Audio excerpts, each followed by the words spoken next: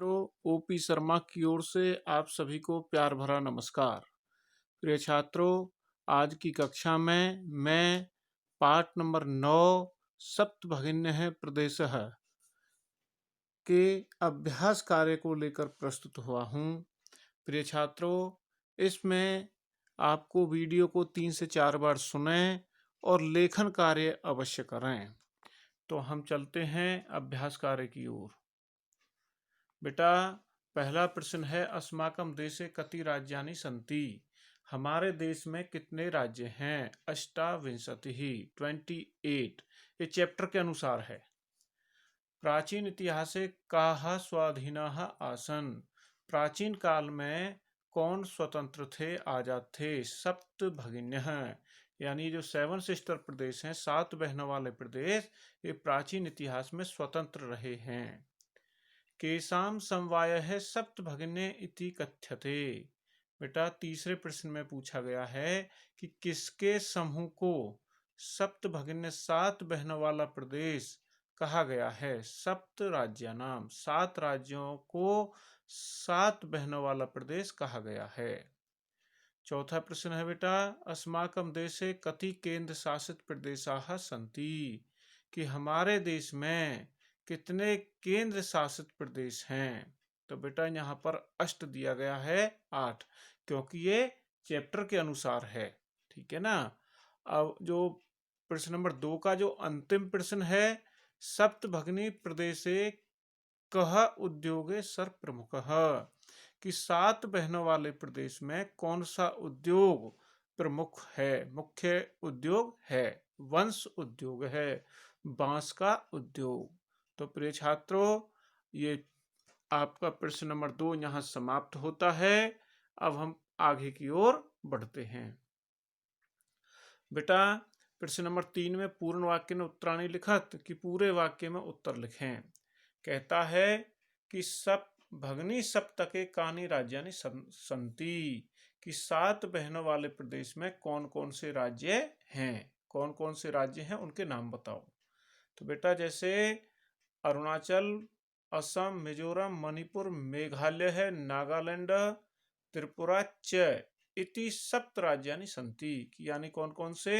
अरुणाचल प्रदेश, असम, मिजोरम, मणिपुर, मेघालय और नागालैंड, त्रिपुरा, ये 7 राज्य हैं। इनके यहाँ पर नाम दिए गए हैं बेटा। ठीक है।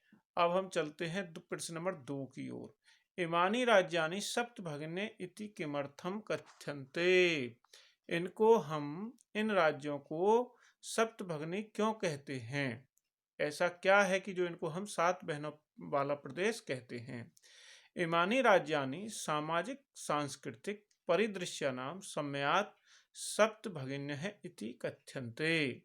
बेटा, इन राज्यों की सामाजिक सांस्कृतिक और परिदृश्य की समानता, सम्मयात माने समानता, बराबरी को देख करके इनको 7 बहनों वाला प्रदेश कहा गया है।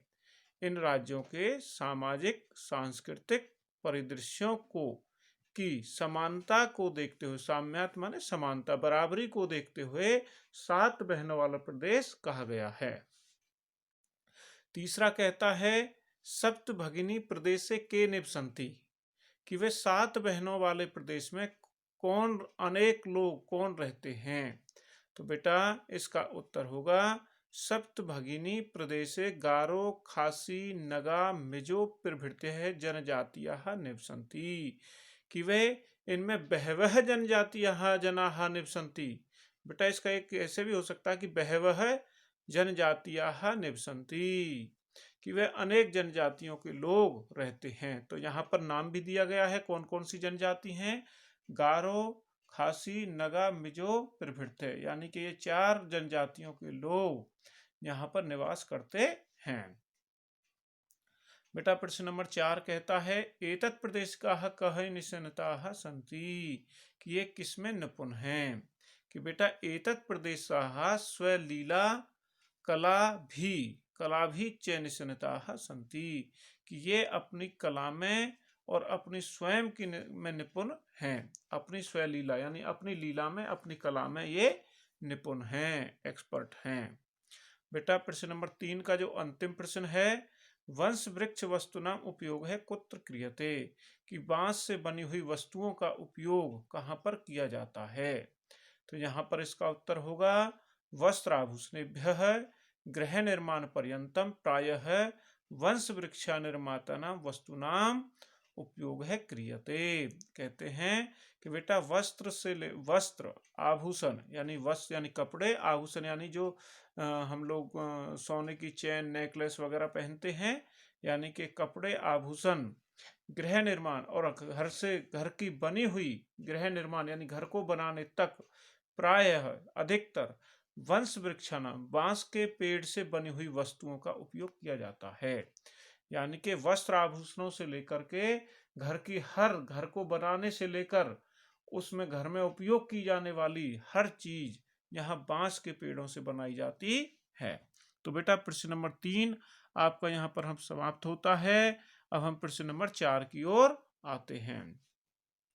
रेखांकित पदम आधारित प्रश्न निर्माण करो, यानी प्रश्न निर्माण करना है। बेटा इसका सीधा सिंपल होता है याद करने का तरीका, स्वदेशस्य कस्य, स्वदेशस्य कस्य सप्त भगिन्य है काहा, क्योंकि यहाँ पर बहुवचन है, ठीक है ना। हस्तशिल्पनाम, हस्तशिल्पिनाम केशाम, हस्तशिल्प नाम का केशाम, स्वर्ग सदृशानी तो कीदृशानी यानी कैसे हैं, स्वर्ग सदृशानी यानी स्वर्ग के समान है, तो यहाँ पर कैसे हैं। वयम स्वदेशस्य राज्यानाम विषय ज्ञातुम इच्छा में, तो बेटा इसका अर्थ होता है कि हम अपने देश के विषयों, अपने देश के राज्यों के विषय में जानना चाहते हैं। तो यहाँ स्वदेशस्य पे इसका क्या हो गया प्रश्न निर्माण कस्य, हम किसके विषय में जानना चाहते हैं, स्वदेशस्य राज्यानाम। सप्त भगिन्य प्राचीन इतिहास से प्राय स्व अधीना एवं दृष्टा, कि 7 बहनों वाले प्रदेश प्राचीन काल से लेकर अपने आप में स्वतंत्र हैं, आजाद हैं। तो यहाँ पर काहा, स्त्रीलिंग बहुवचन हो गया काहा। प्रदेशे अस्मिन् हस्तशिल्पनाम बाहुल्यम वर्तते, ये सभी प्रदेश में हस्तशिल्प यानी हाथ के कारीगरों बाहुल्य है, यानी हाथ से काम वहां पर अधिक होता है, हस्त कारीगर अधिक हैं बांस की निर्माण करने वाले। तो यहाँ पर आ गया केसाम। और बेटा चौथा और अंतिम है एतानी राज्यानि तो भ्रमणार्थम स्वर्ग सदृशानी, कि ये राज्य तो घूमने के लिए, सैर करने के लिए तो स्वर्ग के समान हैं। तो स्वर्ग सदृशानी की जगह पे कीदृशानी अर्थात कैसे हैं, तो स्वर्ग सदृश स्वर्ग के समान हैं। तो आपका प्रश्न नंबर 4 यहाँ समाप्त होता है। अब हम 5 की ओर आते हैं। बेटा यह है यथा निर्देशम उत्तर, की निर्देश के अनुसार उत्तर दीजिए। हे महोदय में भगनी कथयति, यहाँ पर एक सेंटेंस दिया है इतना, तो यहाँ कह रहा है कि अत्र मे इति सर्वनाम पदम कश्यप युक्तम, ये स्वरा के लिए कहा गया है, ठीक है ना। स्वरा की बहन ने बोला था ना कि मे भगनी कथयति, मेरी बहन कहती है, तो बेटा यहाँ पर तो इसका उत्तर हो गया स्वरा।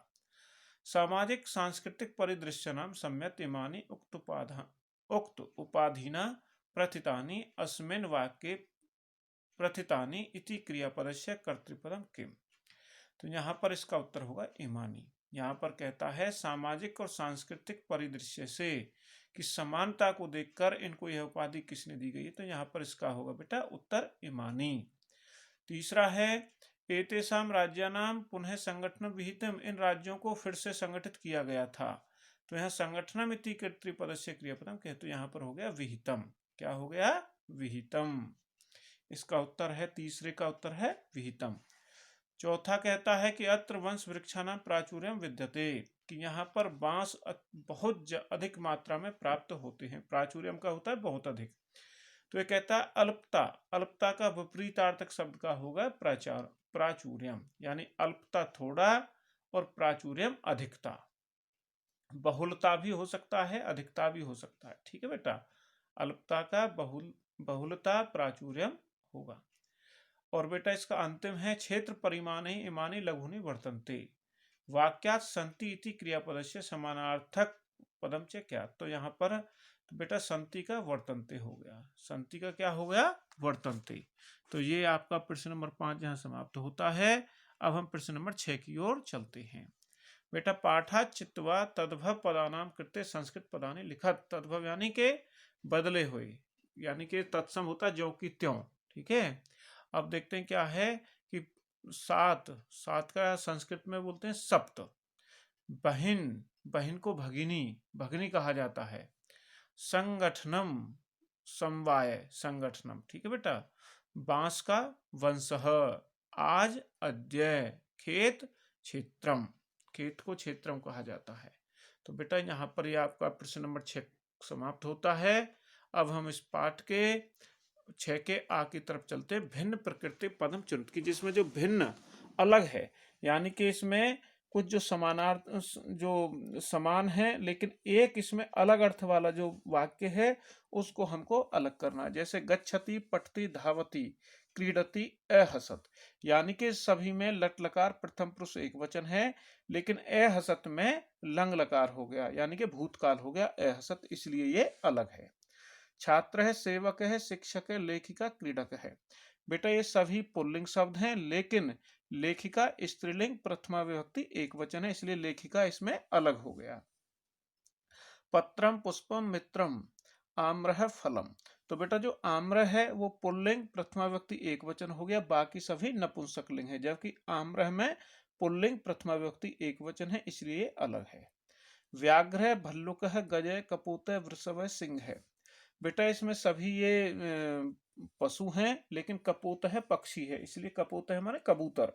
कपोता का अर्थ क्या होता है? कबूतर, तो इसलिए यहाँ पर है, यानी ये सभी, ऐसा भी कह सकते हैं ये सभी चार पैरों वाले जीव हैं, इनके 4 पैर होते हैं, लेकिन कबूतर जो है वह उड़ने वाला होता है, यह भी कह सकते हैं। अंत में अंतिम जो इसका है बेटा वो क्या है? पृथ्वी, वसुंधरा, धरित्री, यानम, वसुधा, यानी ये सभी धरती के सिनोनिम है, जबकि यान कहते हैं गाड़ी को। कोई भी गाड़ी, जैसे car, rail Yanam, car Yanam, बस यानम, ट्रक यानम इत्यादि, तो यानम कहते हैं गाड़ी को, बाकी सभी धरती के सिनोनिम्स हैं। तो बेटा ये प्रश्न भी, आ भाग भी यहाँ पर समाप्त होता है। अब हम अगले प्रश्न और इस पाठ के अंतिम प्रश्न की ओर आते हैं। विशेष्य, विशेषणाम, उचितम, मेलनम, कुरुत, कि यहाँ पर विशेषण, विशेष्य और विशेषण, विशेषण नाम को, यानी कि विशेष्य और विशेषण को चुनना है। तो बेटा विशेष्य होता संज्ञा पद, और विशेषण किसी चीज की विशेषता बताना, जैसे रंग, गुण, दोष, आकार, विकार इत्यादि। ठीक है बेटा। तो यहाँ पर विशेष्य पद यानी संज्ञा पद ये हैं, ये संज्ञा पद हैं, और विशेषण किसी चीज की विशेषता बताना, जैसे अयम, अयम प्रदेश है। तो बेटा यहाँ पर जैसे मैंने रंग आपकी सुविधा के लिए मैंने रंग अलग अलग कर दिए, ताकि आपको पहचानने में सरलता रहे। अयम प्रदेश है, यह प्रदेश, हाँ ये प्रदेश है। अब यहाँ पर ये जो नंबर 2 पर है, संस्कृति विशिष्टतायाम, तो यहाँ पर आ गया बेटा भारत भूमौ। महत्व अधायनी, ग्रीन कलर में जो है महत्व अधायनी, तो यहाँ पर जो महत्व को बढ़ाती है संस्कृति ही, यानी उन 7 बहने वाले प्रदेशों की महत्व को बढ़ाती है संस्कृति ही। नीले कलर में है प्राचीन इतिहास, यानी पुराना इतिहास। और बेटा अंत में जो है एक है, यानी बैंगनी कलर का समवाय है, समवाय कहते हैं समूह को। तो बेटा मुझे पूरी आशा है कि आप सभी को ये पाठ, ये अभ्यास कार्य अच्छी तरह से समझ में आ गया आना चाहिए। और यदि फिर भी किसी छात्र को कोई शंका रहती है तो मेरे से कभी भी किसी भी समय पर फोन करके पूछ सकता है। और दूसरा बेटा आपको लेखन कार्य अवश्य करना है उत्तर पुस्तिका में, यानी लेखन कार्य अवश्य ही करें। और बेटा आपकी सरलता के लिए कम से कम वीडियो को 2 से 3 बार अवश्य सुना करें, ताकि आपको समझ में आ जाए। तो बेटा आज का पाठ अभ्यास कार्य यहाँ पर समाप्त होता है। आप सभी का बहुत बहुत धन्यवाद।